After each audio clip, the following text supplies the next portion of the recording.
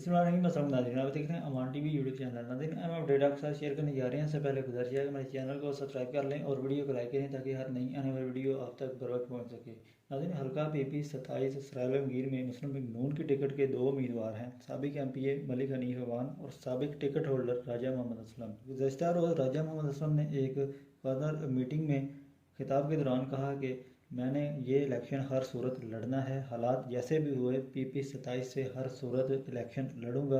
नाज़रीन, इस ऐलान के बाद ये खदशा सामने आता है कि अगर मुस्लिम लीग नून की टिकट राजा मोहम्मद असलम को नहीं मिलती तो क्या वो आज़ाद हैसियत में इलेक्शन लड़ेंगे, और अगर राजा मोहम्मद असलम को टिकट मिल जाता है तो क्या मलिक हनीफ अवान उनके हक़ में इस इलेक्शन से दस्तबरदार होंगे। ये एक बड़ा सवालिया निशान है।